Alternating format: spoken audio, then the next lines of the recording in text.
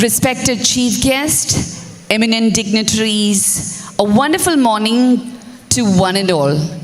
We are extremely delighted to be here with all of you for the Abussabah Extension Lecture on India Tomorrow, which is hosted by FOSSA in connection with Platinum Jubilee celebrations of Farook College.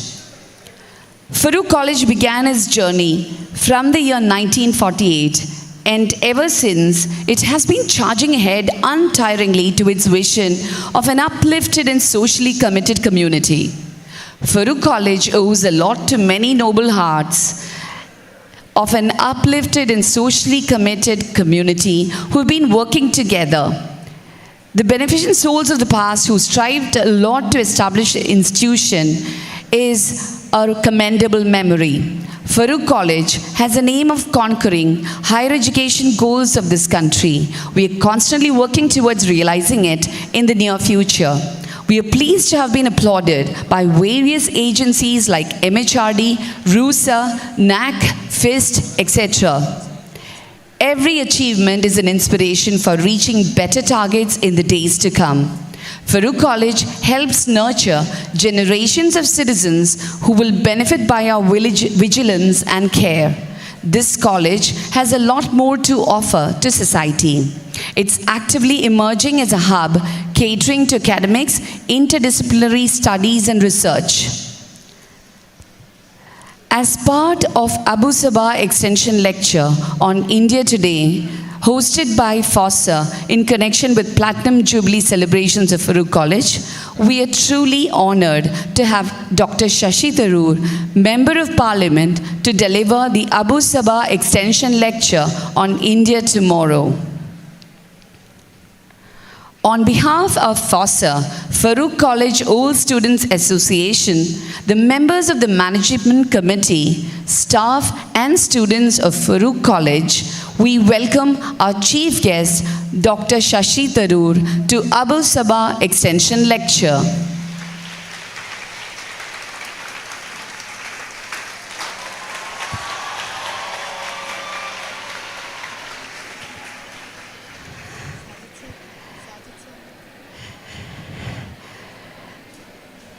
The reaction of the audience is echoing our delight.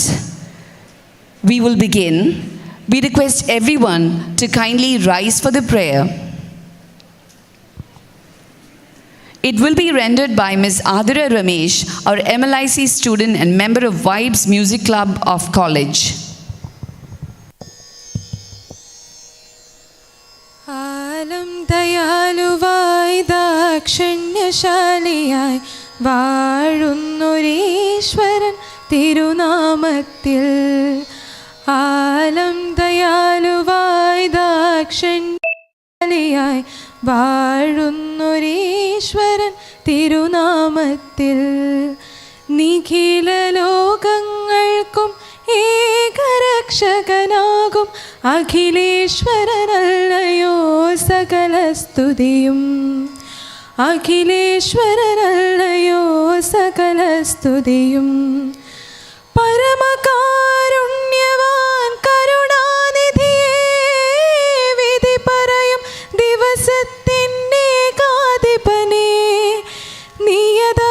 നിയതമാരാധിപ്പൂ ഞങ്ങളങ്ങയെ മാത്രം സതതം സഹായമർത്തിപ്പതും തിരുമുമ്പിൽ നയിക്കേണം ഞങ്ങളെ നേരായ മാർഗത്തിൽ നിന്നനുഗ്രഹപാത്രമായോർ തൻ മാർഗത്തിൽ അങ്ങയാൽ കോപിക്കപ്പെട്ടോരുടെ വഴിയല്ല സന്മാർഗഭ്രഷ്ടർ തൻ വഴിയിലുമല്ല ആലം ദയാലുവായി ദാക്ഷണ്യശാലിയായി വാഴുന്നൊരീശ്വരൻ തിരുനാമത്തിൽ നിഖില ലോകങ്ങൾക്കും ഏകരക്ഷകനാകും അഖിലേശ്വരനല്ലയോ സകല സ്തുതിയും അഖിലേശ്വരനല്ലയോ സകല സ്തുതിയും അഖിലേശ്വരനല്ലയോ സകല സ്തുതിയും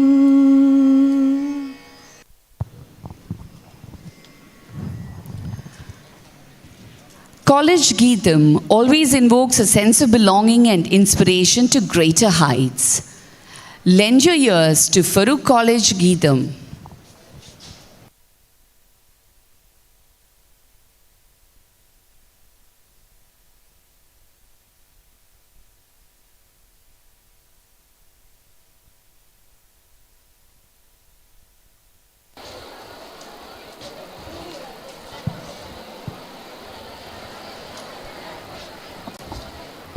Check, check, check.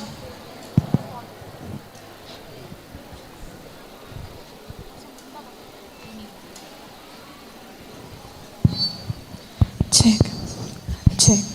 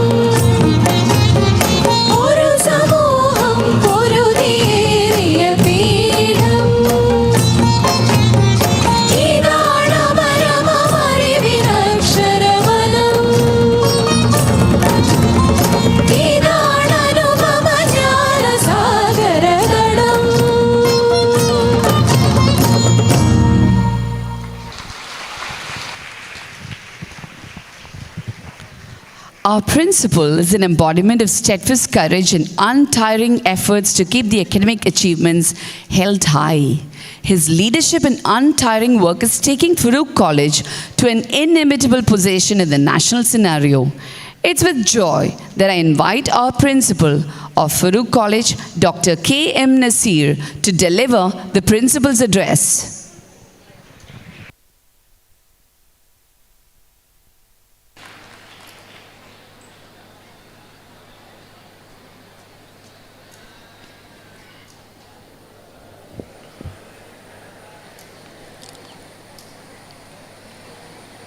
Very good morning to you all.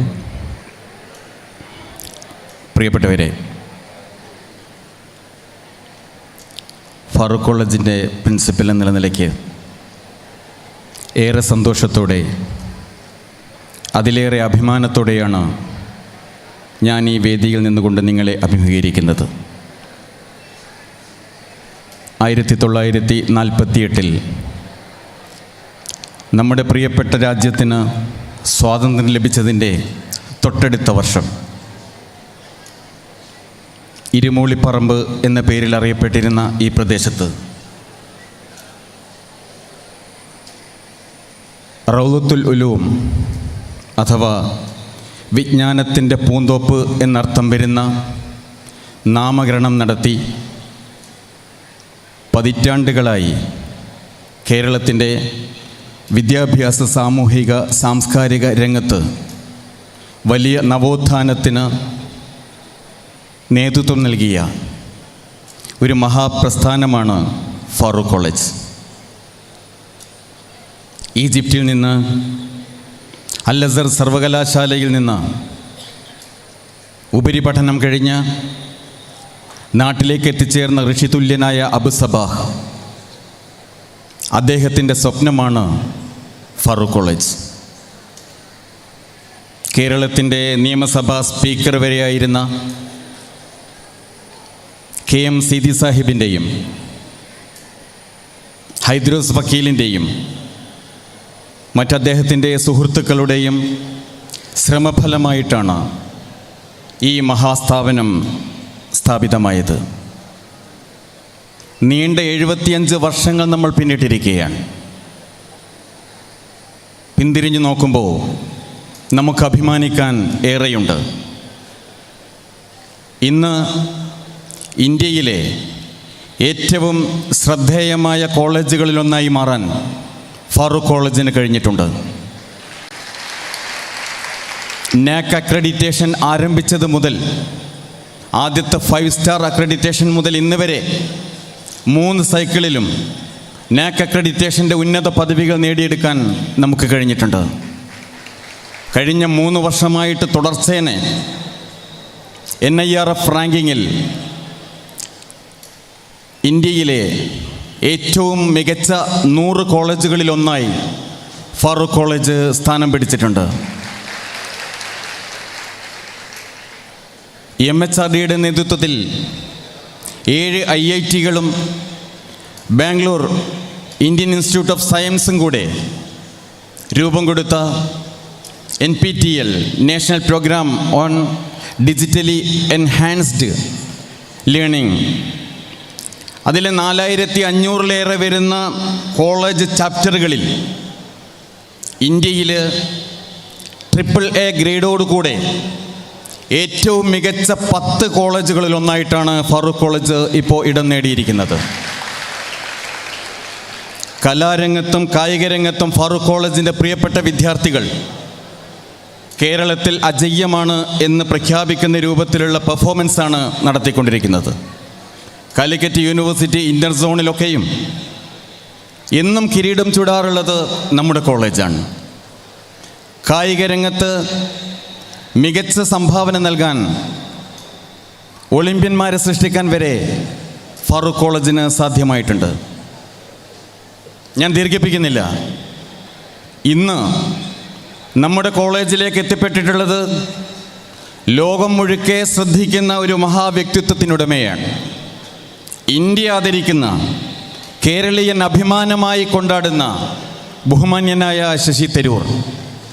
ആദ്യമായിട്ട് ഫാറൂഖ് കോളേജിലെ അധ്യാപകരുടെയും അനധ്യാപകരുടെയും മാനേജ്മെൻറ്റിൻ്റെയും ഞങ്ങളുടെ പ്രിയപ്പെട്ട വിദ്യാർത്ഥികളുടെയും പേരിൽ അവരുടെ സ്നേഹവും ആദരവുകളും അർപ്പിച്ചുകൊണ്ട് ഡോക്ടർ ശശി തരൂരിനെ അഭിവാദ്യം ചെയ്യാൻ ഞാൻ ഈ അവസരം ഉപയോഗിക്കുകയാണ്. സർ, ഇത് വെറും വാക്കുകളല്ല. ഇന്ത്യയിൽ ഇന്ന് ഞങ്ങൾ പ്രതീക്ഷയോടുകൂടെ കാണുന്ന ശബ്ദം അങ്ങയുടേതാണ്. ഇന്ത്യൻ പാർലമെൻറ്റിൽ 540ഓളം അംഗങ്ങൾ ഇരിക്കുമ്പോൾ അവരെ നിശബ്ദമാക്കുന്ന രൂപത്തിലുള്ള അങ്ങയുടെ പെർഫോമൻസ് ഞങ്ങൾ ഒത്തിരി കണ്ടിട്ടുണ്ട്.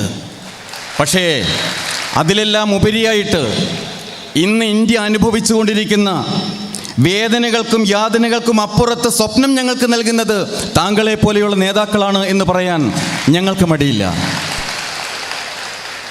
Y I am a Hindu എന്ന അങ്ങയുടെ പുസ്തകം വായിച്ചപ്പോൾ ഒരു കാര്യം ഞങ്ങൾക്ക് മനസ്സിലായി. എന്താണ് ഹിന്ദു, ആരാണ് ഹിന്ദു എന്ന് ഞങ്ങൾക്ക് മനസ്സിലായി. I am a Hindu, I am a nationalist, but I am not a Hindu nationalist എന്ന് പ്രഖ്യാപിച്ചതിലൂടെ വർത്തമാനകാല ഭാരതത്തിൻ്റെ കുൽസിത ശ്രമങ്ങൾക്ക്, ഹിന്ദുത്വത്തിനൊക്കെയും കൃത്യമായ മറുപടി കൊടുക്കാൻ അങ്ങേക്ക് കഴിഞ്ഞിട്ടുണ്ട്. കേട്ടിട്ടുണ്ട് സർ, അങ്ങയുടെ പിതാവ് ജാതിവാല് മുറിച്ചുകൊണ്ടാണ് പൊതുജീവിതം ആരംഭിച്ചതെന്ന്. ആ ഒരു പാരമ്പര്യം അങ്ങയിൽ പൂർണ്ണമായിട്ടും ലഭ്യമായിരിക്കുന്നു എന്നുള്ളതിൽ ഇന്ത്യക്കാരൻ എന്നുള്ള നിലയ്ക്ക് ഞങ്ങൾക്ക് അഭിമാനമുണ്ട്. പ്രത്യേകിച്ച് ഈ കാലഘട്ടത്തിൽ നമുക്കറിയാവുന്നതാണ്, ദ പാരഡോക്സിക്കൽ പ്രൈം മിനിസ്റ്റർ എന്ന പേരിൽ പുസ്തകം എഴുതാൻ ഇന്ന് ഭാരതത്തിൽ, ഇന്ത്യയിൽ അല്ല ലോകത്ത് തന്നെ ഒരാൾ ധൈര്യം കാണിക്കുമ്പോൾ അതിനെ കേവല ധൈര്യം എന്നല്ല പറയേണ്ടത് എന്ന് ഞങ്ങൾക്കറിയാം. ആ പാരഡോക്സിക്കൽ പ്രൈം മിനിസ്റ്ററുടെ ചെയ്തികളെക്കുറിച്ചൊക്കെയും കൃത്യമായിട്ട് അറിയാവുന്ന അങ്ങേപ്പോലെ ഒരാൾ ആ പുസ്തകം എഴുതിയപ്പോൾ ഞങ്ങൾ സ്തബ്ധരായി പോയിട്ടുണ്ട്. അതിലേറെ ഞങ്ങൾക്ക് അഭിമാനം തോന്നിയിട്ടുണ്ട്. ജനാധിപത്യത്തിൻ്റെ നെടും തൂണുകളായ നമ്മുടെ ഇൻസ്റ്റിറ്റ്യൂഷൻസിനൊക്കെയും, നമ്മുടെ ജുഡീഷ്യറിക്ക് സമാനമായി നിൽക്കുന്ന മറ്റ് ഇൻസ്റ്റിറ്റ്യൂഷൻസ്, അതൊക്കെയും സ്വന്തം വരുതിയിലേക്ക് വരുത്താനുള്ള തീവ്ര ശ്രമം നമ്മുടെ ഭരണകൂടം നടത്തിക്കൊണ്ടിരിക്കുമ്പോൾ അതിനെ എതിരിടുന്നവർക്ക് പ്രത്യാശയായിട്ട് സാറിനെ പോലെയുള്ളവർ പാർലമെൻറ്റിലുണ്ട് എന്നുള്ളതാണ് ഞങ്ങളുടെ പ്രതീക്ഷ. തീർച്ചയായിട്ടും അതിൽ ഞങ്ങൾ അഭിമാനം കൊള്ളുകയും ചെയ്യുന്നു. കാരണം അങ്ങ് ജയിച്ചു പോയിട്ടുള്ളത് കേരളത്തിൽ നിന്നാണ്. കേരളത്തിൻ്റെ തലസ്ഥാന നഗരിയാണ് അങ്ങയെ തിരഞ്ഞെടുത്തിട്ടുള്ളത്. തീർച്ചയായിട്ടും ഇത് വലിയൊരു അംഗീകാരമാണ്, കേരളത്തിന് വലിയ അംഗീകാരമാണ്. ഞാൻ പലപ്പോഴും ചിന്തിച്ചിട്ടുണ്ട്, ഇന്നത്തെ നമ്മുടെ ഈ ഭരണകൂടത്തിൻ്റെ കൂടെ നിൽക്കുകയാണെങ്കിൽ ലഭിക്കുമായിരുന്ന എല്ലാ അവസരങ്ങളെയും പൂർണ്ണമായിട്ടും അങ്ങ് തൃണവൽഗണിക്കുന്നത് ജനാധിപത്യത്തിനോടും മതേതരത്വത്തിനോടുമുള്ള അങ്ങയുടെ ജന്മന അങ്ങേക്ക് ലഭ്യമായ അഭിനിവേശമാണ് എന്ന് ഞാൻ മനസ്സിലാക്കുകയാണ്. സർ, ജവഹർലാൽ നെഹ്റുവിനെ കാണാൻ ഞങ്ങളുടെ തലമുറയ്ക്ക് കഴിഞ്ഞിട്ടില്ല. ജവഹർലാൽ നെഹ്റുവിനെ നേരിട്ട് കേൾക്കാനും ഞങ്ങളുടെ തലമുറയ്ക്ക് കഴിഞ്ഞിട്ടില്ല. പക്ഷേ ലോകം കണ്ട ആദരണീയനായ ഫിലോസഫറായ, എക്കാലത്തെയും ഇന്ത്യയുടെ പ്രഗത്ഭനായ പ്രധാനമന്ത്രി, ഇന്ത്യ ഭാവി ഭാരതം കെട്ടിപ്പടുക്കുന്നതിൽ കൃത്യമായ പങ്കുവഹിച്ച പ്രധാനമന്ത്രി ജവഹർലാൽ നെഹ്റു. ആ ജവഹർലാൽ നെഹ്റുവിൻ്റെ പിന്മുറക്കാരനായിട്ട് സർ ഞങ്ങൾ താങ്കളെ കാണുകയാണ്. താങ്കളുടെ സാന്നിധ്യം തീർച്ചയായിട്ടും ആ നെഹ്റുവിസത്തിലേക്കുള്ള അത് കടന്നുപോക്കായിട്ട് ഞങ്ങൾ മനസ്സിലാക്കുകയാണ്. ഞാൻ ദീർഘിപ്പിക്കുന്നില്ല. ഒരിക്കലൂടെ ഈ കോളേജിലേക്ക് വരാൻ, ഞങ്ങളുടെ പ്രിയപ്പെട്ട വിദ്യാർത്ഥികളുമായിട്ട് സംവദിക്കാൻ അങ്ങ് കാണിച്ച ആ മഹാമനസ്കതയ്ക്ക് തീർച്ചയായിട്ടും നന്ദി പറയാൻ കൂടെ ഞാൻ ഈ അവസരം ഉപയോഗപ്പെടുത്തുകയാണ്.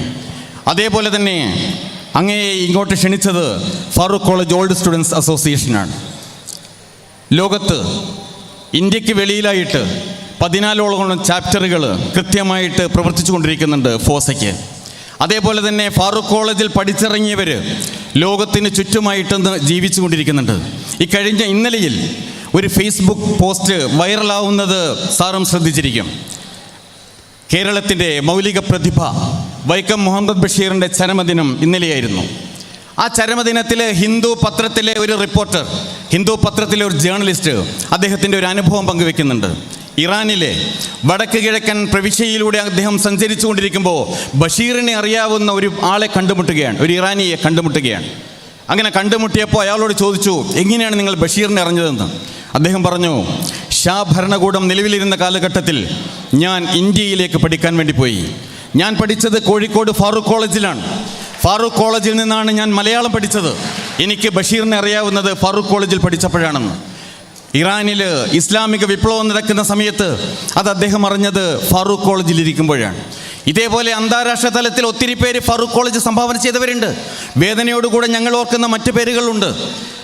ബാഗ്ദാദിൽ അമേരിക്ക ബോംബ് വർഷിച്ചപ്പോൾ 2003, അങ്ങേക്ക് ഓർമ്മയുണ്ടാവും. ബാഗ്ദാദിലെ അമേരിക്ക ബോംബ് വർഷിച്ചപ്പോൾ അൽ ജസീറ TV-യുടെ ജേർണലിസ്റ്റ് അവിടെ ആ ബോംബിനടിപ്പെട്ട് മരണപ്പെട്ടു പോയിരുന്നു. ഫാറൂഖ് കോളേജിൻ്റെ രാജകവാടം കടന്നുപോയ താരിഖ് അയ്യൂബ് എന്ന ഞങ്ങളുടെ പൂർവ്വ വിദ്യാർത്ഥിയായിരുന്നു അത്. ഇന്നും ഞങ്ങൾ വേദനയോടുകൂടെ ഓർമ്മിക്കുന്ന നാമമാണ്. അങ്ങനെ അന്താരാഷ്ട്ര വേദികളിലേക്കൊക്കെയും ഫാറൂഖ് കോളേജിൻ്റെ വിദ്യാർത്ഥികൾ ഒത്തിരി പേരുണ്ട്.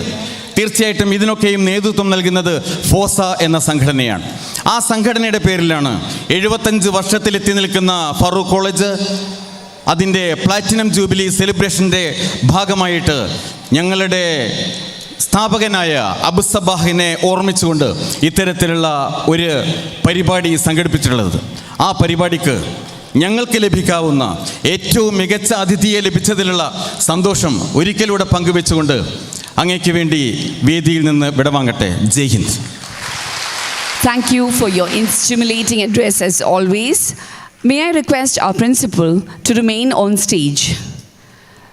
With great pleasure, may I request the President of Farook College Managing Committee, Janab P.K. Ahmed Sahib, Manager, Janab C.P. Kuny Mohammed Sahib, and FOSA President, Janab K. Kunyalavi Sahib, to accompany our chief guest, Dr. Shashi Tharoor, onto the stage.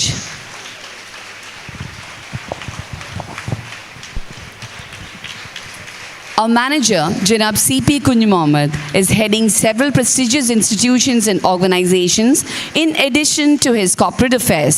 We are pleased to have you here with us.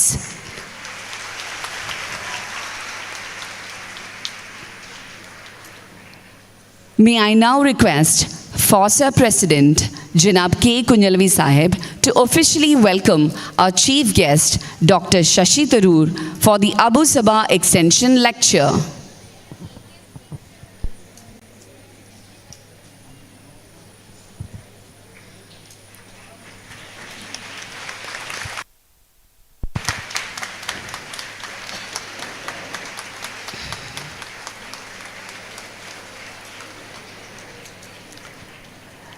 May I request Farook College Managing Committee President, Janab P.K.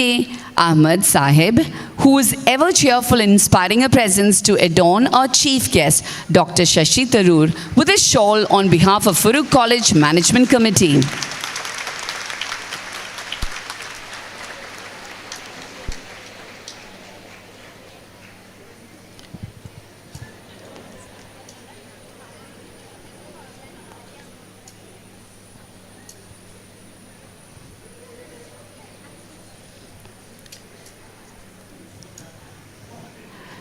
Now we move onwards with Abussabah Extension Lecture as part of FOSA Platinum Jubilee celebrations.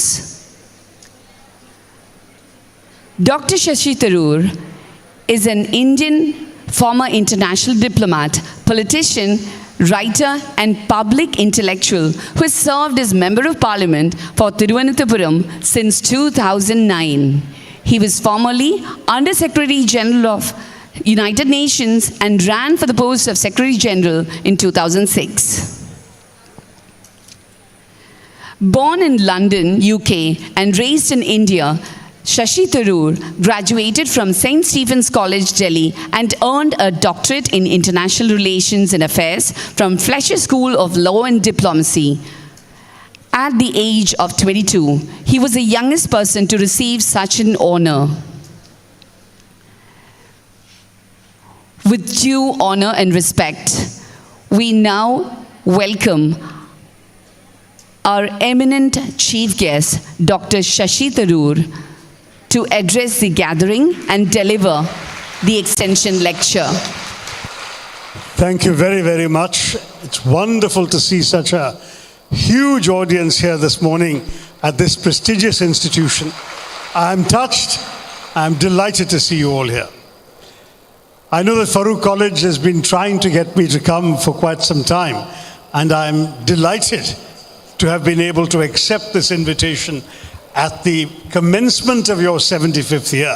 What a special year and what a special occasion to be with such special people as all of you. Thank you.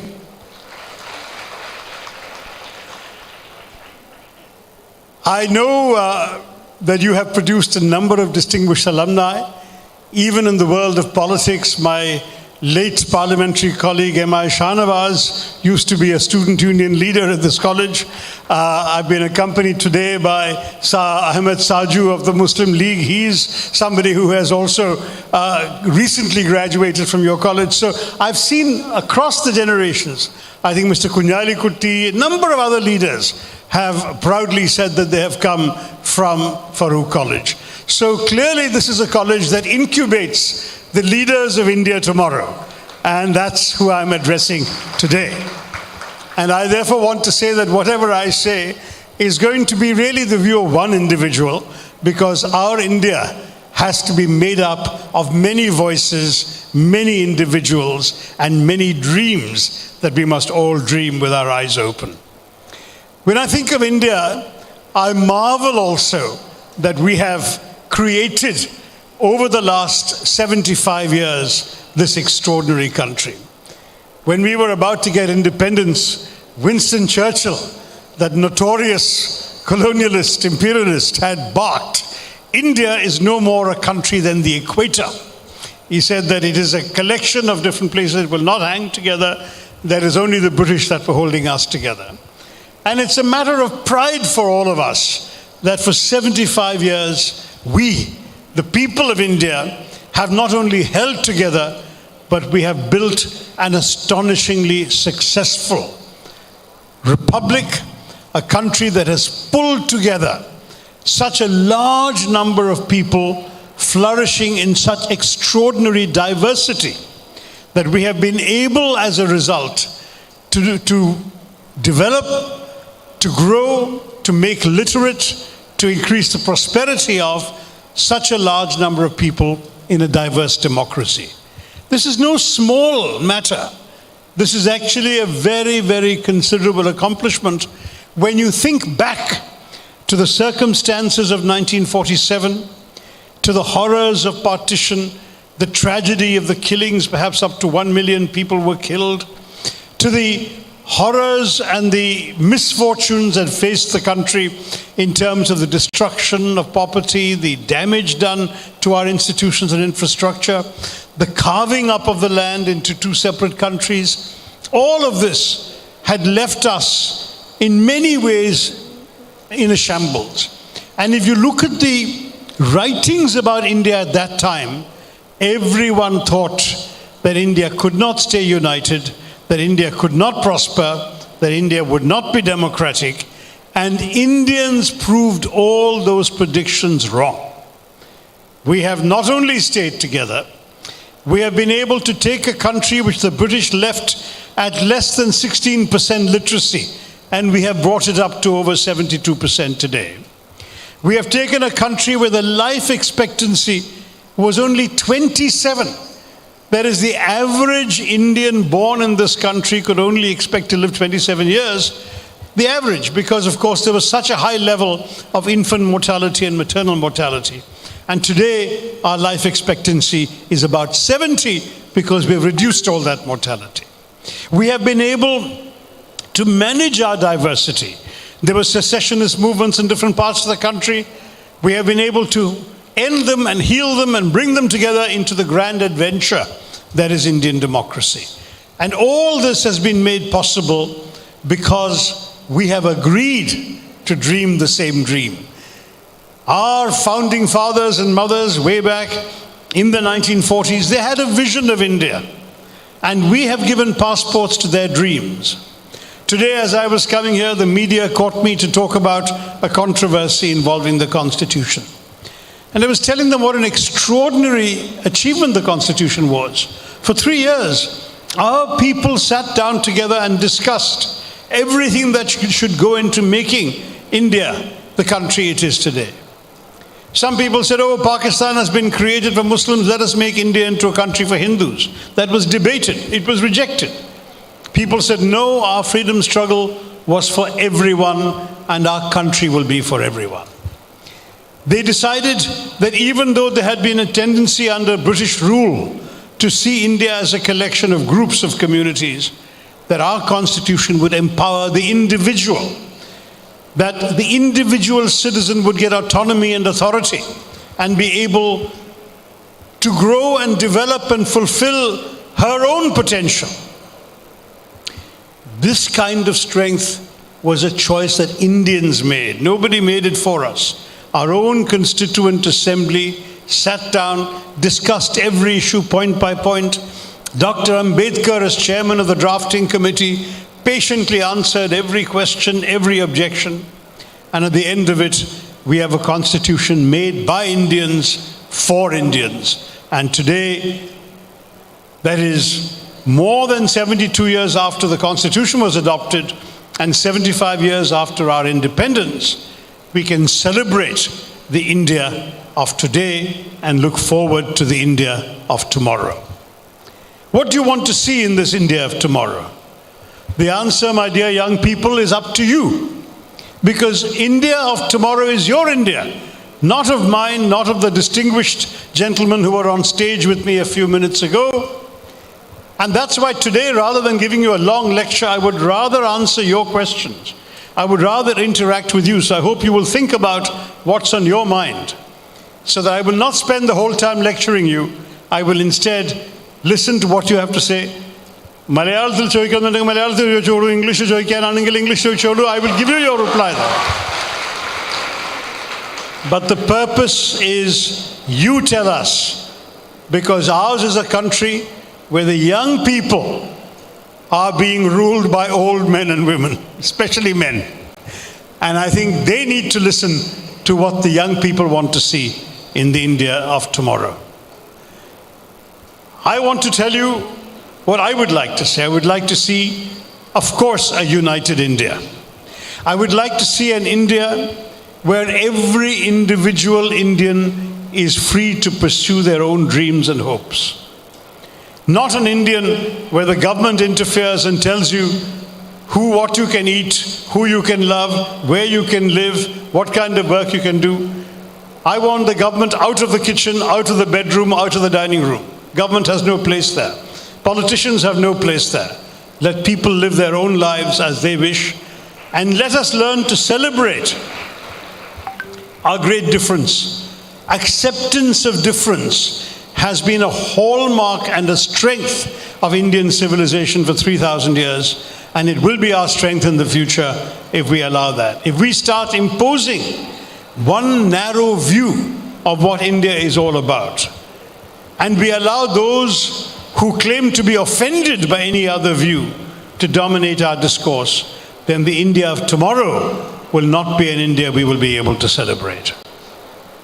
Secondly, it's important that we have an India where every Indian can take for granted 3 meals a day, can be able to have a roof over their head against rain and sun, will be able to live and breathe normally in an atmosphere of freedom, express their views, be able to relate to their fellow citizens, and an India where at the end of the day, each person can aspire to a better life than what they were born into and what they were born with. That is a very simple aspiration to have. And it seems to me that that is the best that a government can offer. When people tell me, oh, we have to be like China, we have to be like America, I say no. As long as we can be India, and as long as every Indian can lead a decent life without having to struggle against impossible odds and forces, I don't care how other countries are living. Let them live happily in their own way, provided our people can live happily in their own way. That is a very simple yardstick I want. I don't feel that growth and development and prosperity needs to be a competition or a race with some other country. We are different from other countries. Somebody was saying to me, you know, China went from 0 kilometers of 6-lane highways in 1995 to 150,000 kilometers of 6-lane highways just 20 years later in 2015. And I said, yes, that's true. But in China, you can draw a line on the map and bulldoze everything in your path. No one has any rights to stop you. In India, you try and widen a 2-lane road in Kerala, and what will you get? You will have objections, you will have people refusing to sell you the land, you will have red flags coming and protest, you will have court cases. And as the expression goes, we are like this only. We are a different country. We are not going to be China. We should not measure ourselves by the yardsticks of China. But what we do is we take everyone along. എല്ലാവരെയും കൂട്ടിക്കൊണ്ടുവരുന്ന ഒരു വളർച്ചയാണ് നമ്മൾ വേണ്ടത്. നമ്മൾക്ക് ആവശ്യമുള്ള വികസനം എല്ലാവരുടെയും ഒപ്പം ചെയ്യുന്ന വികസനമാണ് വേണ്ടത്. അതിൽ നമ്മുടെ ഭരിക്കുന്ന BJP-ക്കാർ സബ്കാ സാത്ത് സബ്കാ വികാസ് എന്ന് പറയുമ്പോൾ എനിക്ക് വലിയ ഒബ്ജെക്ഷനൊന്നുമില്ല. കാരണം എല്ലാവരുടെ ഒപ്പം വരുന്ന വളർച്ച, എല്ലാവരുടെ ഒപ്പം വരുന്ന വികസനമാണ് ഈ രാജ്യത്ത് ആവശ്യമുള്ളത്. അത് അവർ ചെയ്യണ്ടോ വേറെ പലരും ചെയ്യണ്ടോ അത് വേറെ പ്രശ്നമാണ്. ഞാനിവിടെ നിന്ന് രാഷ്ട്രീയം പറയാനല്ല നിൽക്കുന്നത്. പക്ഷേ നമ്മുടെ നാടിനെ നന്നാക്കണമെന്നുണ്ടെങ്കിൽ നമ്മളെല്ലാവരെയും അഭിപ്രായം അറിഞ്ഞിട്ടും നമ്മളെല്ലാവരുടെയും ഒപ്പം കൺസൾട്ടേഷൻ നടത്തി മുന്നോട്ട് പോകാനുള്ള രാഷ്ട്രീയമാണ് നമ്മുടെ രാജ്യത്ത് ആവശ്യമുള്ളത്. That is what I want to see in the India of tomorrow. And then as far as education is concerned, I want to see an India where all of you can study subjects that will continue to be relevant even as the world changes and grows and evolves. Do you know there was a study in the Oxford Martin School in 2030 that said that 30% of the jobs that will be available in 2030 will be jobs that do not exist today. That is, there are going to be new ways of doing things, new inventions, artificial intelligence, robotics, but it's going to change the workplace. And the result is going to be that there will be jobs for which you cannot study today because those jobs don't exist today. So how do you prepare today's children for the jobs and the marketplace of tomorrow? I always say to teachers, do not teach the children what to think. Teach the children how to think. Ultimately, it is how you think about things that will prepare you for those jobs that don't exist today. How do you grasp unfamiliar information, understand it, learn to see patterns in it, learn to understand problems and draw conclusions from them? If you know how to do that, then it won't matter what new inventions come because you will have the mental equipment to adjust to new ways of seeing and doing things. We cannot remain anchored in the present. When we speak of the India of tomorrow, we must instinctively accept it cannot be the India of today. So to give you an example from the past, do you know that when movies first came, cinema, they were silent movies.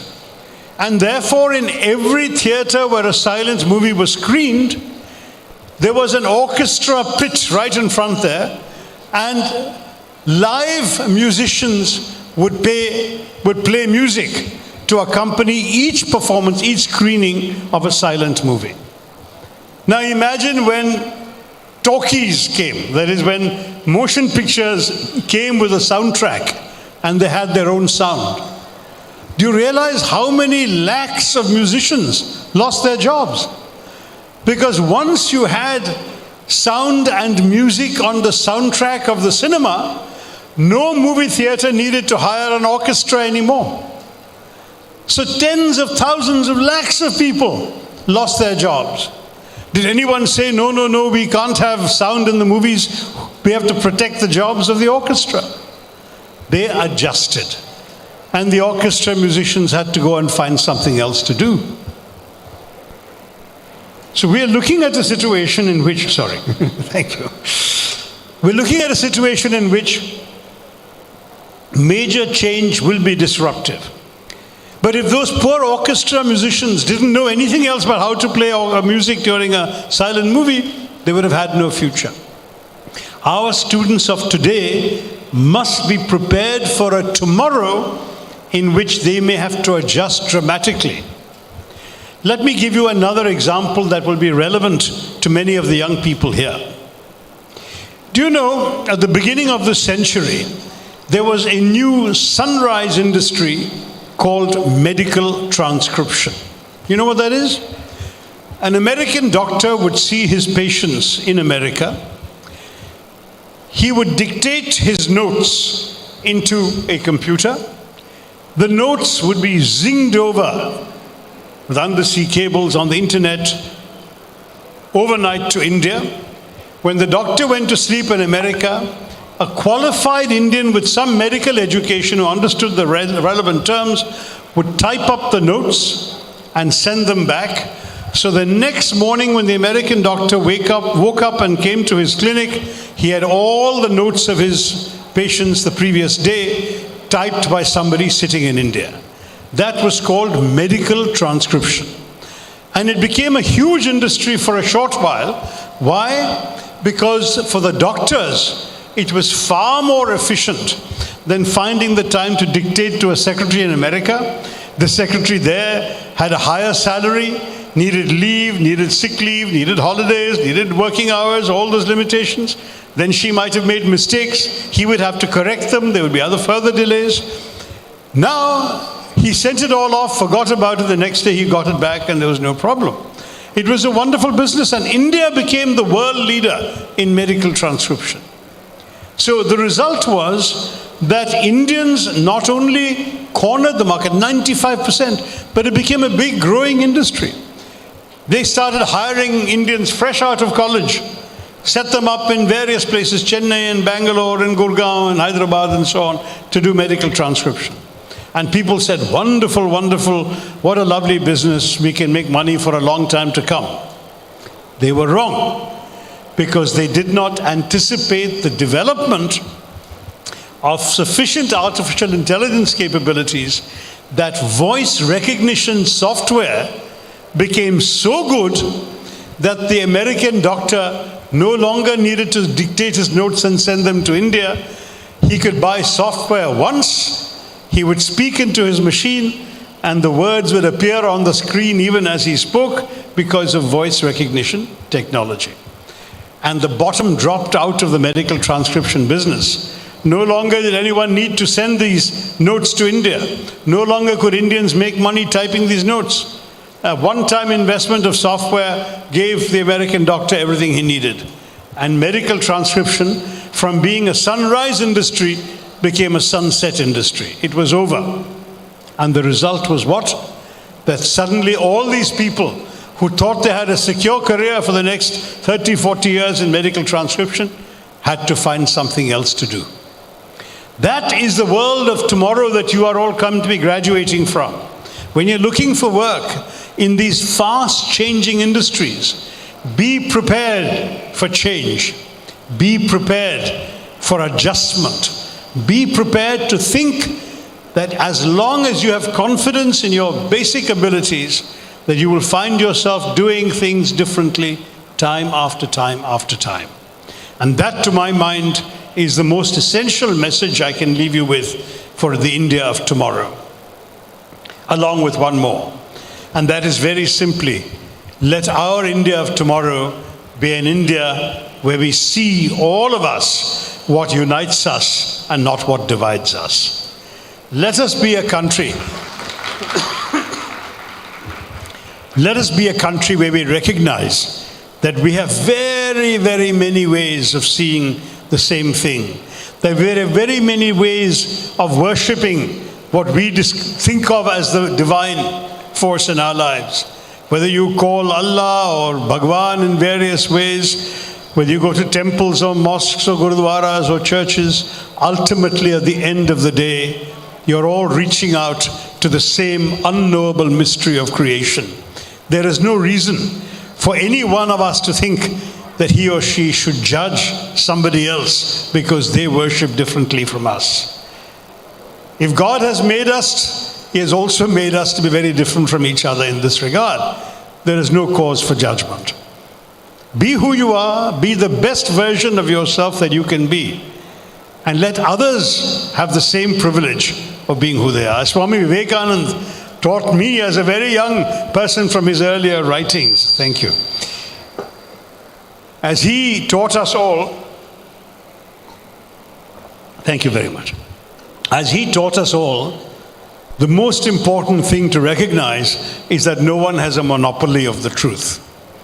So I believe I have the truth, you believe you have the truth. I will respect your truth. Please respect my truth. And in that way, we will be able to live in an India of mutual respect, of mutual acceptance, and we can go forward together. Ultimately, the great beauty of India is that our diversity has so far been a source of strength for us and not a source of division. There is a little island off the coast of Gujarat called Diu. You go there and you will see a memorial to the ship INS Kukri, which is the only ship that was sunk in the 1971 war with Pakistan. The captain of that ship was Captain Mullah. He stayed till the end and went down with the ship. But all the sailors and soldiers on that ship, every one of their names is recorded in that memorial. And you look at that memorial and you see the names of Indians of every religion, of every community, of every part of the country, from north and south and east and west. People who raise their hands in prayer to Allah, people who raise their hands in prayer to Jesus or Jehovah, and people who raise their hands in prayer to thousands, who bowed in prayer to thousands of versions of Hindu gods. Ultimately, none of that mattered. In the service of India, they were all Indian. And that ultimately is the message I leave you all with. We must learn that if India of tomorrow is to remain a united India, it must be an India where this diversity is celebrated and valued, where we say to ourselves, yes, we have a lot to learn about other people in our own country and how they do things differently. And they have a lot to learn about us. But it doesn't matter. We're all together, we're all the same place. Ultimately, we must all dream the same dreams together and take our country forward. So an India of tomorrow which celebrates diversity, which gives people of India a decent life to lead, which has development and progress, which has the capacity to respect each other, to understand that others have different ways of seeing the truth. An India in which we can actually learn how to adjust to new ways of doing things. Such an India that is unafraid of either the prowess or the products of the outside world. This India can grow and develop and be the true India of tomorrow for all of us. I'm going to stop there, but I'll be very happy to take any questions or comments, particularly from the students and not just the teachers in this audience. My congratulations to the Farook College Old Boys, Old Students Association for having got us all together here today. Thank you all very much, and Jai Hind. We are gratified by how you've given us the pleasure of your presence and speech. For Sir and the Managing Committee, staff and students of Farook College will cherish your visit, and we thank you wholeheartedly at this moment. We will start the interactive session now. Yes, let's do that. Is there a mic in the audience? Okay. Irkale, Sheri.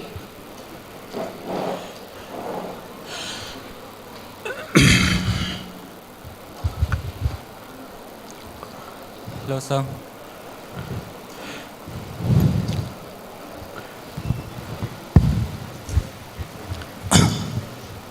Assalamu alaikum and namaste. A very hard welcome from this side, Adnan Sadat from Afghanistan, and being a student of commerce, BBA, pursuing my degree, bachelor degree, and You're from India. Afghanistan? Yes, sir. Welcome, welcome to India. Thank you so much, sir. It's a great pleasure. How long have you been studying here? It has been 3 years. 3 years? Here. Yes, sir. What's your subject? BBA. Excellent, okay. Thank you the so much. managers of the future. Okay, Thank good. you so much. It's your great honor. Sir, it has been a great honor having a few words in front of such a sophisticated figure. And as per the previous situations and previous relations, strategic relations, economic and educational relations, and support of Afghanistan in India. So India being a country, a very friendly country to Afghanistan government as always, economically and also in the aspects of education. So my question refers to the present situations that will India inaugurate the same relations with the present government of Afghanistan, which is a government which came by force and not acceptable by the people of the country and a big threat to the future of the country. And will India help such a country to take a formal shape in the face of world by inaugurating economic affairs, export and imports, and other educational aspects between the countries? Or will India start the economic affairs for the remaining assets of India when Taliban take over the country? That was my questions. Thank you so much. Thank you very much, young man. And first of all, I wish you well as you help make your own future at this challenging time. Afghanistan has been of special interest to India throughout, as you're probably aware. We are, in fact, a country which our largest single development assistance program ever has been to Afghanistan.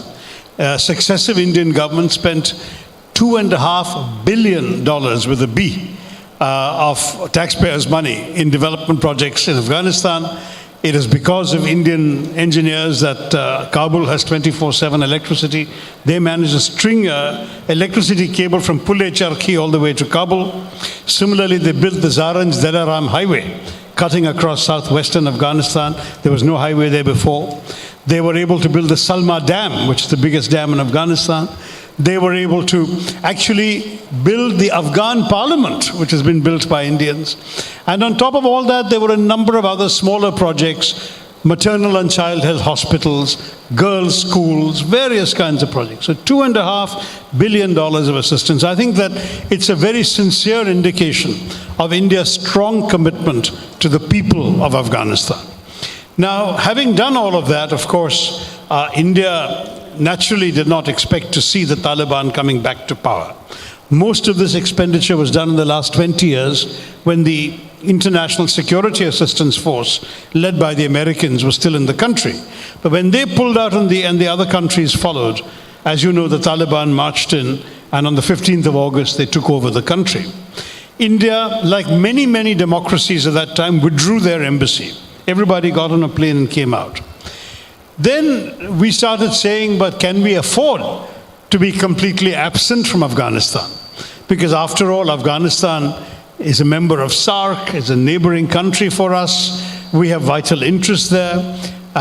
Historically, Afghanistan and India have had close relations. I don't know whether you have read Rabindranath Tagore's famous short story, The Kabuliwala. Kabuliwalas used to come all the way down the Grand Trunk Road as far as Calcutta to sell fruit and carpets and all sorts of handicrafts from Afghanistan. There's a long history of interaction. And so finally, just a couple of weeks ago, last month I think it was, that we sent some diplomats back to Kabul. We have not sent an ambassador because we do not recognize the Taliban government yet. But we felt that having no presence in the country was also unwise, because India has an obligation to be present in Afghanistan, and that's what we have done. I will say that the whole world is in a wait and watch mode. The one area on which I think I personally disagree with international policy so far is in the failure to provide humanitarian assistance to the Afghan people. The Afghan people are suffering terribly. There is a great deal of starvation and malnutrition. We're hearing horror stories of Afghan families selling their children because they can't afford to feed them. And those children then end up as basically slaves in other people's homes. It's a terrible, terrible situation.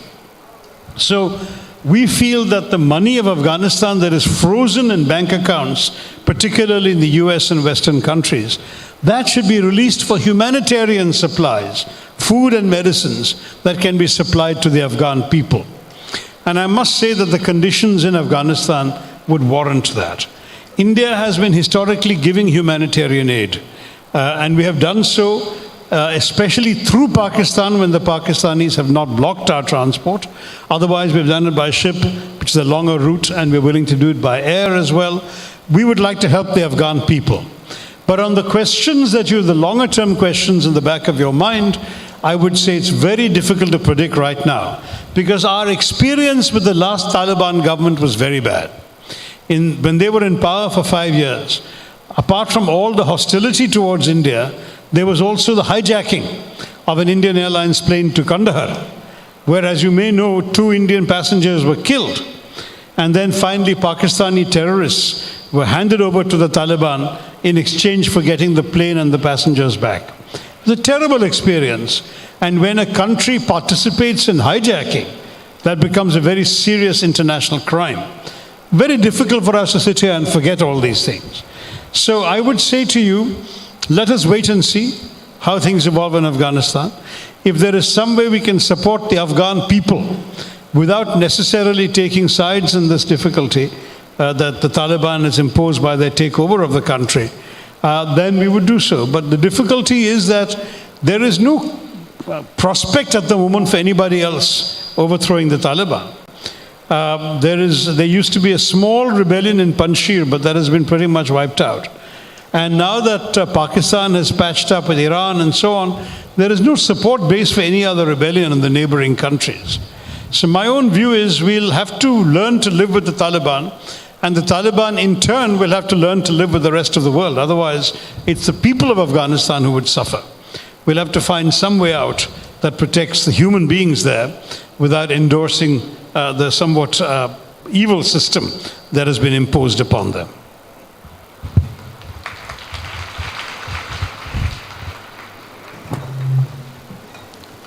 Good morning, sir. Good morning, everyone. I am Lulu S. Kapil, a teacher by profession. While listening to your talk, I could listen that teachers should not teach children what to think, but how to think. That should be the policy. So with the progressive development of communication technology, there is definitely a change in the media behavior. Social media has led to negative changes in human behavior. For example, while I noticed my children, I used to see that they were self-obsessed, they were narcissistic, they were lazy sometimes, and they are actually depressed, perhaps. They don't know, they have lost their trust. So I would like to ask, I would like to know, what should be the role as to make our students react intellectually to the social issues by becoming responsible? Thank you, Tisha. Thank you, Professor. That's a very good question to which there is no easy answer. Social media is a reality of our times. We cannot escape it. What we can do, I think, as teachers, is to try and compensate for what we know the children are getting in social media by offering them other forms of experience. For example, social media privileges short attention spans. You know, Twitter is 280 characters, Instagram stories come and go, even Facebook posts are rarely very long. What we can do is get them into the habit of long-form reading through assignments of school and college work, which will enable them to read longer pieces of literature and to engage with it. Ask them questions that take advantage of that narcissism you described by asking them how they feel. Don't ask them to explain how the writer has felt and what the writer has tried to say. Let them read a long-form essay and then tell you as a teacher how they felt about it, what they might have done differently, how they would have reacted in the circumstances described in the essay.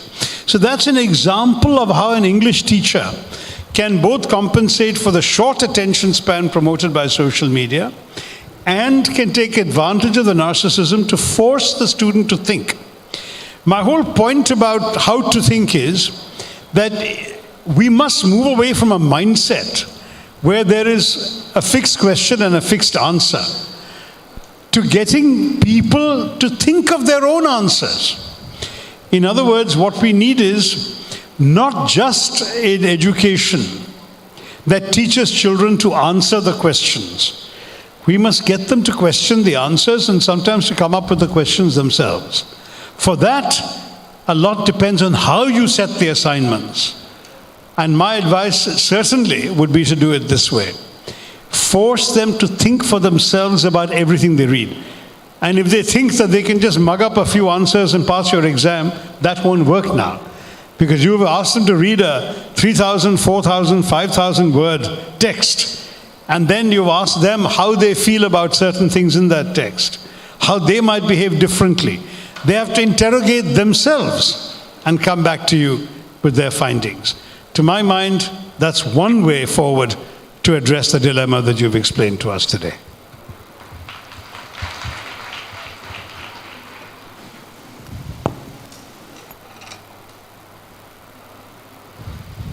Good morning, sir. Firstly, I thank to God giving these happiest moments in my life. എൻ്റെ ചോദ്യം, ഇന്ന് India രാജ്യം പൊളിറ്റിക്സിൽ മതം കടന്നു വരുന്നുണ്ട്. അങ്ങനെ മതത്തിനെ കടത്തിവിട്ട് ജനങ്ങൾക്കിടയിൽ ധ്രുവീകരണ സ്വഭാവം ഇന്നത്തെ ഗവൺമെൻറ് വളരെയധികം നടത്തിക്കൊണ്ടിരിക്കുന്നു. എന്നാൽ പൊതുയിടങ്ങളിൽ നിന്ന് മതത്തെ മാറ്റി നിർത്തി ജനങ്ങൾക്കിടയിൽ ശാസ്ത്രബോധവും യുക്തിചിന്തയും വളർത്താൻ ആഗ്രഹിച്ച വലിയൊരു മഹാനായിരുന്നു നെഹ്റു. ആ നെഹ്റുവിൻ്റെ ഇന്ത്യയല്ല 2022 എത്തി നിൽക്കുന്ന ഇന്ത്യ. നമ്മുടെ ഭരണഘടന ഉദ്ഘോഷിക്കുന്ന ആർട്ടിക്കിൾ 51A അനുശാസിക്കുന്നത് ജനങ്ങൾക്കിടയിൽ സയൻറ്റിഫിക് ടെമ്പർ അതുപോലെ തന്നെ റാഷണാലിറ്റി വളർത്തുക എന്നുള്ളതാണ്. My question is this: for moulding a creative and progressive society, a country that Nehru dreamed for, sir, how we can nurture scientific temper and rationality while religion dominates everywhere in India? I want to know what will be a way out from this confusion situation, especially scientists, ISR scientists, to inescapably fall in religious rigid mentality. Thank you so much, sir. Excellent question, because I share your concern. I share your concern personally. I believe that we are in a country where the Constitution has provided very clearly that we're all free to pursue our own religious hopes, dreams, commitments. We can worship as we like. We can even propagate our faiths. We can do whatever we want according to the Constitution. But it is not the business of the state, because it is our personal business. So to my mind, religion should not be an era for political contestation. My personal view is politics should stay out of religion and religion should be kept out of politics. It should be purely for individuals. Politics should be about how to organize our society and our economy better. Where you may have one view, I may have a different view, we argue in front of the voters that your view is better, my view is better. It doesn't matter whether you and I are the same religion or different religions. Religion is irrelevant. It is about society, about economics, about the future. That's what politics is about. The classic definition of politics is about contestation over how to improve society. That is what politics is supposed to be. I have my vision of a better India. You have your vision of a better India. We argue it out. And we are not a country in our constitution where either of us can say we want to have a Hindu state or an Islamic state or a Christian state. That's not the country. That's not what the Constitution provides for. The Constitution provides for essentially a democratic secular state where religion has its place outside the realm of politics. That's my personal view.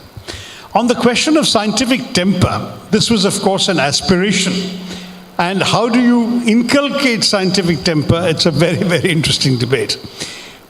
Before 1000 AD, India was a very, very important site of scientific experiment. If you look at the advances made by ancient India in surgery, in astronomy, in metallurgy, in bricklaying, in urban planning, it was an amazing society. And the documents that have survived from the past show India to be a highly advanced place scientifically. We know this also from the work of Arab travelers who came here. People like Ibn Battuta, people who traveled and picked up Indian texts, Indian mathematics. For example, Al-Khwarizmi took away Indian texts to the Arab world, translated them. And that's how the world got Indian numbers as Arabic numbers, because the Arabs learned it from us. The manufacture of what was called ukka steel in Karnataka. Ukka steel learned by the Arabs, became Damascus steel, which became world famous through Europe. So you've had this tremendous Indian capacity for scientific innovation. But unfortunately, thanks principally to some of the stagnation in the middle period, and subsequently British colonial rule, which broke the back of Indian scientific advances, and the British instilled in us that everything good had to be done in Britain. We ended up losing that, and we needed after independence to recapture it. Part of our problem was lack of resources. 7 Indians in the sciences have won Nobel Prizes while holding foreign passports. They have held the passports of America or Britain, and they have won Nobel Prizes. But they were born and brought up and educated in India first. People like Hargobind Khurana, people like Dr. Chandrasekhar, people like, most recently, Sir Venkatraman Ramakrishnan. All these people are people who come from India, study the core sciences, but because we didn't have the resources and the facilities to enable them to do their kind of research and their kind of scientific work, they went off, emigrated, settled in other countries where they could do so, and they won Nobel Prizes. They became world leaders in their fields. We can do this too. After all, the brains are the same. What has been lacking now is an enabling ecosystem to permit them to develop the scientific temper and set an example to others. That's gradually changing. When I was minister, for example, I was very struck to see an experiment, an astrophysics telescope in Indore, IIT Indore, which was one of 2 in the world. The other one was in Houston, which had the capacity to do incredibly important scientific experiments using this very, very powerful telescope and focusing on the skies. Now, I don't understand enough of astrophysics to explain to you what they were doing. But what was interesting was that the professor leading that project had a tenure track position at one of the leading American universities. He had been attracted to come back to India to work on this. The 7 doctoral students who were assisting him had all got scholarships to American universities, but had chosen to stay in India to work on this. I remember there was a team leader, was a postdoc called Muhammad Mohsin, I think, who was from a village just a few kilometers away from IIT Indore. He had won a full scholarship and fellowship from 7 American universities, MIT, Caltech, all the top ones. And he had turned them down to stay here and work with this professor on this astrophysics project. So I thought, this is inspiring. I don't know what has come of that project since. But the fact that this is possible in India, that people can come from a country like America and find a project as good as that in India and work at that level, that would be the kind of example we can set to more students and come and join them. And similarly, we should be able, or inshallah as one might say, to have similar islands of excellence in different parts of the country, which can be inspirational examples to others. We all need examples to follow. If people can say, we can do the best here, then they won't need to go elsewhere. And if they work on the sciences here, others will follow their example. Others will try and, shall we say, set up more examples to follow. We need more outstanding examples of scientific accomplishment in India so that more and more of our students will want to emulate those examples rather than to just get on a plane and go elsewhere saying India is going to be a backward-looking society and we will pursue science elsewhere. But the political contribution is also important. Our leaders, our ruling party and so on must take steps to ensure that it is this kind of scientific work that is publicized and admired rather than the kind of nonsense we see in the media in which superstitions and old sort of practices of using cow dung to bathe in and say it will cure you of all illnesses, all that sort of thing, which moves away from scientific ways of thinking. That should not be propagated by our ruling establishment or by the media. Instead, we should publicize these success stories that show that we are capable of matching the best in the world when it comes to these sciences.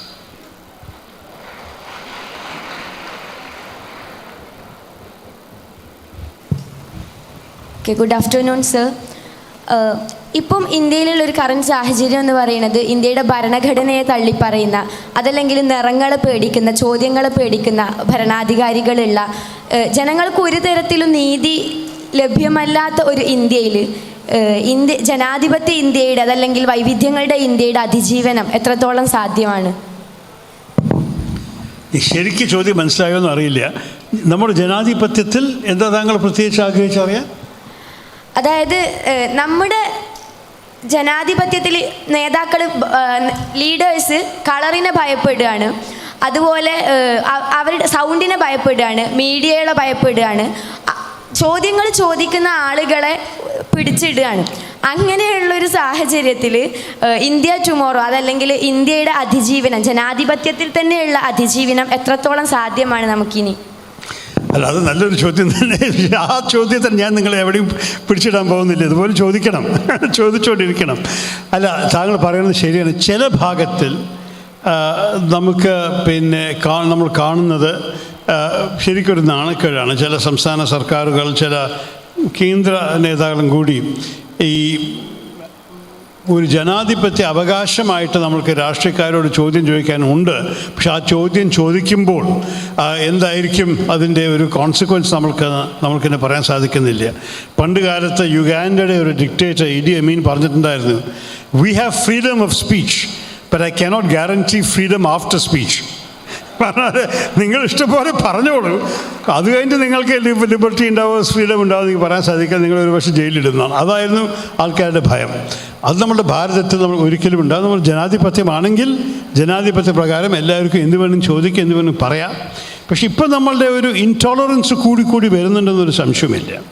അത് ചില ഭാഗത്തിൽ ആൾക്കാർ പറയുന്നത് നമ്മുടെ രാജ്യത്തിൽ ഞാൻ offended ആണെന്ന് പറയാനാണ് എൻ്റെ അവകാശം. അപ്പം നിങ്ങൾ എൻ്റെ ദൈവത്തെക്കുറിച്ച് അദ്ദേഹം പറഞ്ഞു, ഇങ്ങനെ ഒരു ചോദ്യം ചോദിച്ചു, അത് ശരി, ഞാൻ ഒഫൻഡഡ് ആണ്, അവർ ജയിലിൽ കൊണ്ടുപോയിടൂ. അതിൽ അർത്ഥമില്ലാത്തൊരു കാര്യം. ഒരു ജനാധിപത്യത്തിൽ അങ്ങനെ ഒരിക്കലും സംഭവിക്കരുത്. പക്ഷേ അതിൻ്റെ ഉദാഹരണങ്ങൾ കൂടുതലായിട്ടുണ്ട്. എൻ്റെ അഭിപ്രായത്തിൽ ഇതിലാണ് നമ്മളുടെ ജുഡീഷ്യറിക്ക് വലിയൊരു റോളുള്ളത്. കാരണം ജഡ്ജിമാർക്ക് അറിയാം ഒരു ഭരണഘടന എന്താ എഴുതിയിരിക്കണം, നിയമപ്രകാരം എന്താണ് ലോ പറയുന്നത്, അതനുസരിച്ചിട്ടല്ലേ ആക്ഷൻ എടുക്കണ്ടു. ഒരു ഗ്രാമത്തിലത്തെ ഒരു പോലീസ് സ്റ്റേഷൻ്റെ ഒരു സബ് ഇൻസ്പെക്ടറിന് അറിവില്ലെങ്കിലും അവർ ചെയ്യുന്ന തെറ്റിനെ നമ്മൾ വേഗം മാറ്റിയിട്ട് ഇങ്ങനെ അറസ്റ്റ് ചെയ്ത വ്യക്തിയിൽ ബെയിൽ കൊടുത്തിട്ട് ഇങ്ങനെയുള്ള കേസ് ഡിസ്മിസ് ചെയ്യണത്, ആ ഉത്തരവാദിത്തം ജഡ്ജസിൻ്റെ കയ്യിലാണ് വന്നിരിക്കുന്നത്. ഇപ്പം നമ്മുടെ സിസ്റ്റമിൽ ഇൻ തിയറി എക്സിക്യൂട്ടീവും ലെജിസ്ലേറ്റീവും ജുഡീഷ്യറിയും വേറെയാണ്. യാഥാർത്ഥ്യത്തിൽ അത് ശരിയല്ല. കാരണം ലെജിസ്ലേറ്റീവ് നമ്മുടെ പാർലമെൻ്ററി സിസ്റ്റമായ കാരണം ഒരു ലെജിസ്ലേച്ചറിനെ ഇലക്ട് ചെയ്ത ശേഷം പിന്നെ അവർ എക്സിക്യൂട്ടീവ് ചെയ്തതിനെ അവർ പറയാൻ, ഇപ്പോഴത്തെ കേന്ദ്രസ്ഥിതി നോക്കിക്കോളൂ, ഭൂരിപക്ഷം BJP ആണ്, സർക്കാർ BJP ആണ്. അപ്പോൾ സർക്കാർ പറഞ്ഞതേ ഭൂരിപക്ഷം ചെയ്യുള്ളൂ. അവർക്കത് ചെയ്തിട്ടില്ലെങ്കിൽ ഇപ്പോൾ നമ്മുടെ ആൻറ്റി ഡിഫെക്ഷൻ ലോ പ്രകാരം അവർ തള്ളാം പാർലമെൻറ്റിൽ നിന്ന്. അപ്പോൾ അവർ സർക്കാർ പറഞ്ഞ പോലെ അവർ വോട്ട് ചെയ്യുള്ളൂ, സർക്കാർ പറഞ്ഞ പോലെ അവർ ചെയ്യുള്ളൂ. ആ സ്ഥിതിയിൽ നമ്മൾക്ക് ശരിക്കും ഒരു ഇൻഡിപെൻഡൻറ്റ് ഇൻസ്റ്റിറ്റ്യൂഷൻ ഇരിക്കുന്നത് ജുഡീഷ്യറിയാണ്. ഇപ്പോൾ ജഡ്ജിമാരെ ഇങ്ങനെ പറഞ്ഞാൽ ഇത് ചെയ്യണത് ശരിയല്ല എന്ന് പറഞ്ഞാൽ ആർക്കും ജഡ്ജിമാരെ ഒന്നും ചെയ്യാൻ സാധിക്കില്ല. അവർക്ക് അത് ചെയ്യാൻ ആൾക്കാരെ ഫ്രീ ചെയ്യാനുള്ള അവകാശം അവർക്കാണുള്ളത്.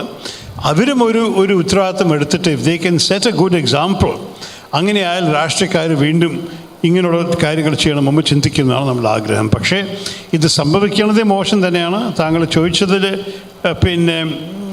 അൺഫോർച്ചുനേറ്റ്ലി ഈ ഒരു റിയാലിറ്റി ഉള്ളത്, ഒരു യാഥാർത്ഥ്യമുള്ളത് നമ്മുടെ ജനാധിപത്യത്തിനൊരു നാണക്കേട് തന്നെയാണ്. This should not have happened. പക്ഷേ അതാണ് നമ്മുടെ സത്യം. എന്താ ചെയ്യുക? ഇപ്പോൾ ജഡ്ജിമാരാണ് നമ്മളെല്ലാവരെയും രക്ഷിക്കാൻ പോകുന്നതാണ് എൻ്റെ ഒരു അഭിപ്രായം. എല്ലാ രാഷ്ട്രീയക്കാരും മാത്രം വിട്ടുകൊടുത്താൽ അവരുടെ ഇഷ്ടക്കേടും അവർക്ക് ഇഷ്ടമില്ലായ്മയും ഒക്കെ ചെയ്തിട്ട് ആൾക്കാരെ ജയിലിൽ കൊണ്ട് ഇടന്നുറങ്ങിയാൽ ഈ ജനാധിപത്യത്തിന് ഭാവി ഉണ്ടാവില്ല. Sorry.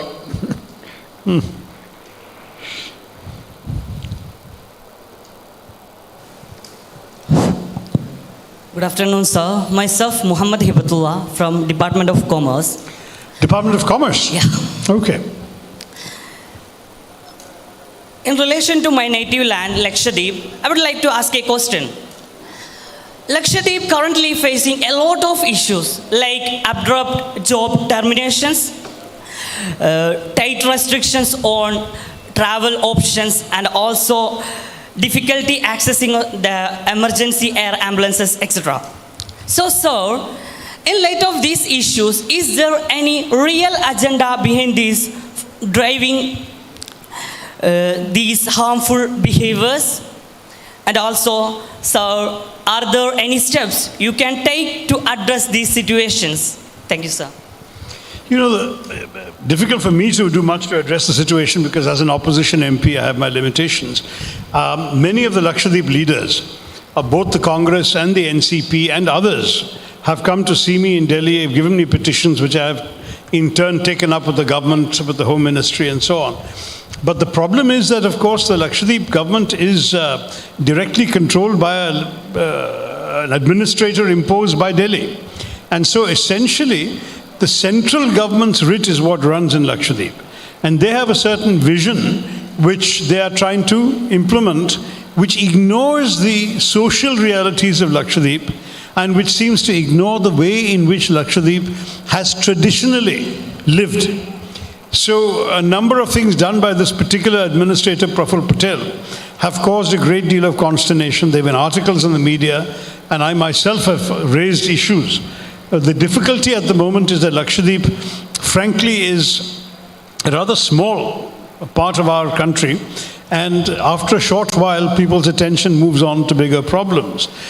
In some ways, it used to be your great advantage. No one bothered you because you were so small. But now, no one is also necessarily coming to your rescue. There was, if I remember correctly, a Supreme Court case against certain decisions taken by the administrator. And also, I may be wrong, but I believe the Supreme Court case was decided in your favor. I think that, if I'm not, was I mistaken? The case is not over? In some kinds of cases like that. In some cases? There are more cases pending, is it? Yes. I see. Okay. Well, so the point is that once again, the judiciary may come to our rescue. But the difficulty is that the normal processes of democracy in Lakshadweep are limited by the unusual administrative and constitutional arrangements there. The second factor is you have only one MP. No, sorry, you have two MPs, I beg your pardon, right? No, you have two because we have Kuldeep Sharma. Oh no, that's Andamans, you're right. Lakshadweep is only one. Only Faisal is there, that's right. So then that means that he has the responsibility of speaking for you all nationally and raising these issues. I'll also have a word with him and see what success he's been able to have. In addition to raising them in Parliament, he could take a delegation of sympathetic MPs and go and see a minister. Many of us will be happy to support him. Thank you.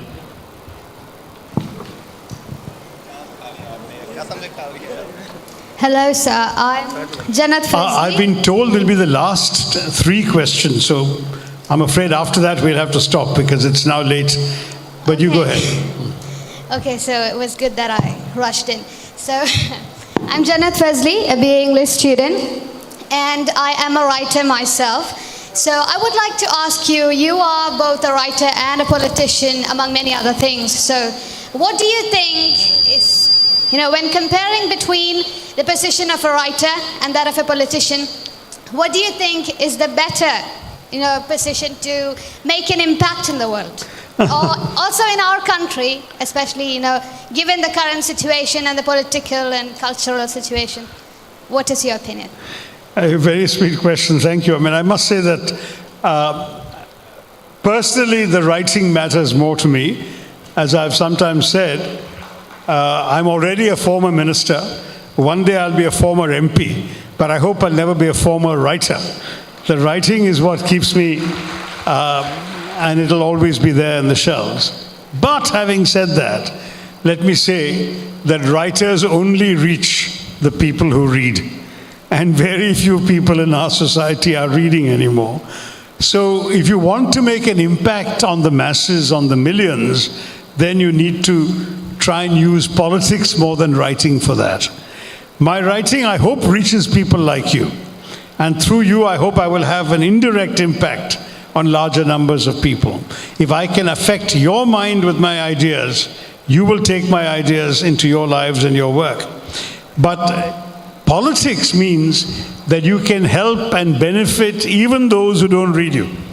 And that means you can help influence the passage of laws, the making of policies, and so on. And that's why I try and do both. It's not easy, and one day, the politics will have to come to an end. But as long as I still have the spirit and the spark and the determination to make a difference, I will try and do that in the name of people like you. Thank you for your question. Thank you. And also, sir, I just want to ask you another question. You can just answer it with a yes or a no. And you're completely free to say no. You don't have to feel pressurized because I'm asking this in a public place. My question is, can I give you a copy of my book? Yes, of course, sure. Thank you. Thank you.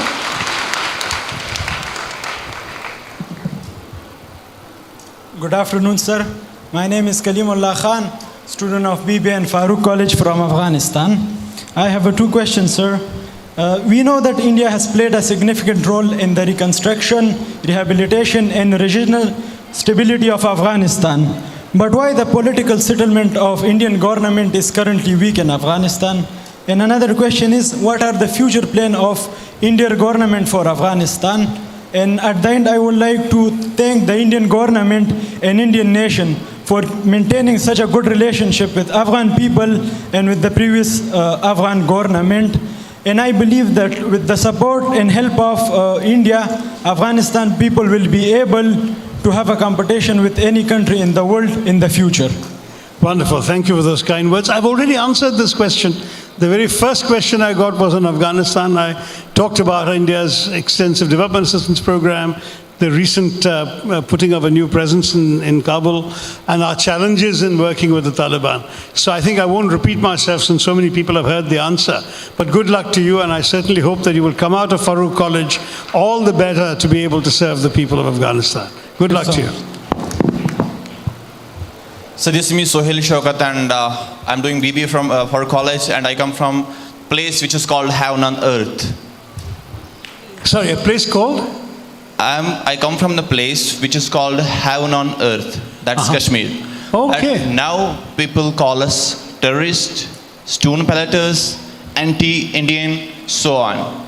So now keeping all this aside, let's come to India. If we talk about India today, so India, where 70% population are poor, and the country which has more than 614 billion external debt from other countries or World Bank or other places. So the country where Prime Minister is spending more than 3,000 crore for his residence. He is spending more than 1,300 crore for his house in Delhi. Such things are happening in the country, but we never look in the matter for the poor people in India. So now, sir, if we talk about India tomorrow, and you are the one who can get chance to be the Prime Minister of India. So tomorrow, India tomorrow, we're talking about tomorrow, and you are the Prime Minister of India tomorrow. So what will be the first step towards the development of India? Because, sir, we know that we got fed up living in India today. I want to suicide, I want to fly away from Kashmir or India. So we are expecting something new that's called India tomorrow, and I am giving you a chance to be the Prime Minister. So what will the first step for the India? Thank you.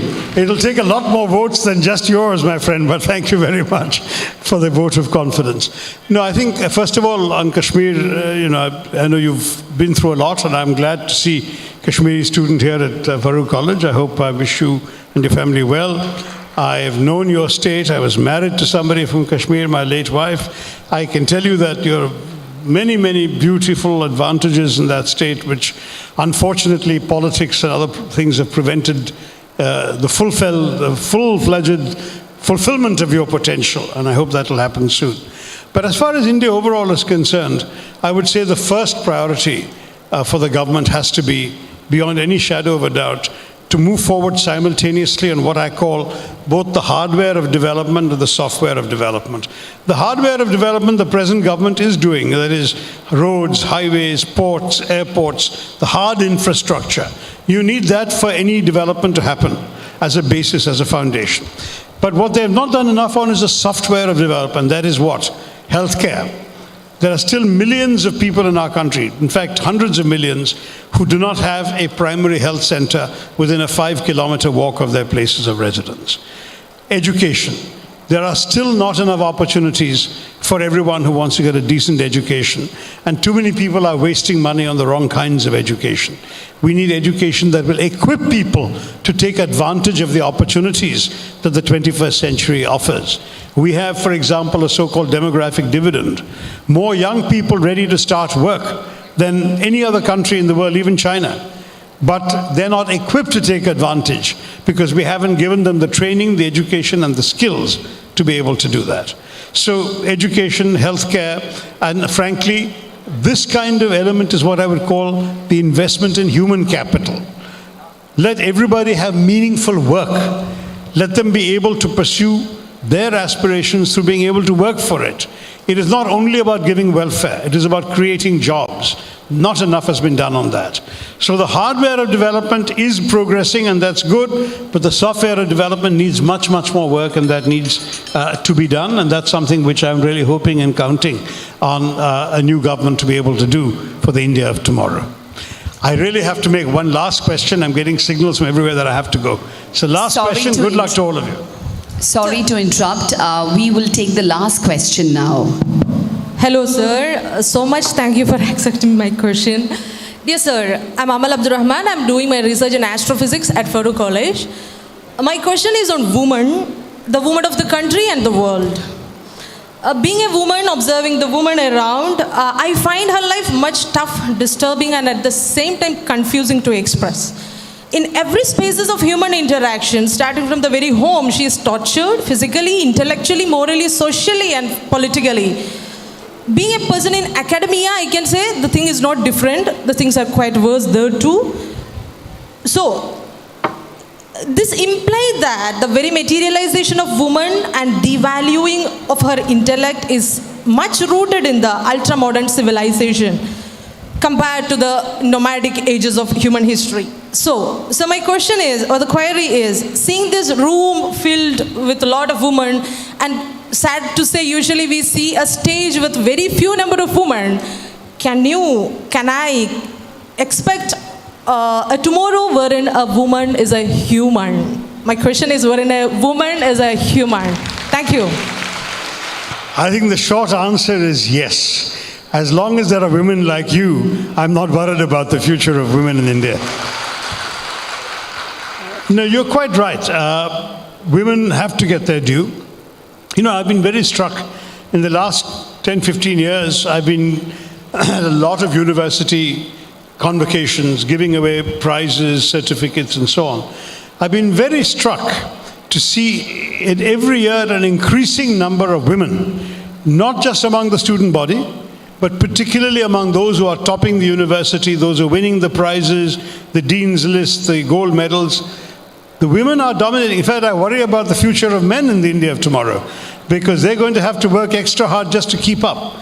In all the fields, medicine, engineering, I've spoken of the dental colleges, in every field I find women are doing better than men. Now what happens is somehow, after graduation, society seems to press down on their talents and their aspirations. And in the working world, the men seem to overtake the women. The same women who have overtaken them at the educational stage seem to get overtaken in the workplace. And that's something which requires society to both introspect and act. Are we not giving women enough opportunities? Does the expectation on women to get married, have children, look after the family as a first priority, does that impede their progress professionally? Should we, if necessary, have laws to compensate for that? Should we say that for every year that a woman loses for childbearing, or every number of years that is set aside for child rearing, that there should be a relative adjustment in company seniority and so on, so that the woman is able to compete on an equal basis with a male manager who didn't have to take the time off to have a child to raise a family? I mean, we must find creative ways of addressing this challenge. To my mind, in our society, we have by and large been able to overcome the traditional prejudices, because in our country we have always been used to seeing, for example, women lawyers, women doctors, women CEOs. Now we have women pilots. We even have women combat pilots in the Air Force, and we've got women in the front ranks of the Army and the Navy as well for the first time. there is a recognition in India now that women can do everything, and that it is only the prejudices of men that are holding the women back. But at the same time, the woman should have the right to decide what she wants to do and what she is not prepared to do. Women have that right because they've earned it. I mean, there's an African proverb that says women hold up half the sky. My answer is that is not true. They hold up the whole sky. We men are the ones who are largely superfluous, frankly, to the process of running the world, because the women are the ones who are able to do everything that men are able to do. And as technology moves forward and reduces the emphasis on muscle power, the one advantage men had over women was their physical strength and brawn. That is no longer relevant to 99% of the professions in the world. Even the military now requires people who are more technologically skilled than muscular. You need to press the right buttons and you point the gun or the plane. That women can do that just as well as men. So increasingly I tell men, there is nothing a man can do that a woman cannot do. And let us accept, therefore, that to keep women down and out is actually counterproductive, because society is denying itself the skills and talents of half its population. So I'm in your corner. I'm very proud to say I'm also a feminist. Keep speaking out as you have been doing. Be strong. I'm confident that you will succeed, and with you, the women of Kerala and the women of India will make great progress in the future in the India of tomorrow. Thank you all very, very much. Dr. Shashi Tharoor has a unique blend of wit, charm and intelligence. Farook College just witnessed that. A pleasure indeed. As a token of our appreciation, we will present our chief guest, Dr. Shashi Tharoor, with select books published by Farook College Publication Division. May I request our principal, Dr. K.M. Nasir, to present the books to our chief guest.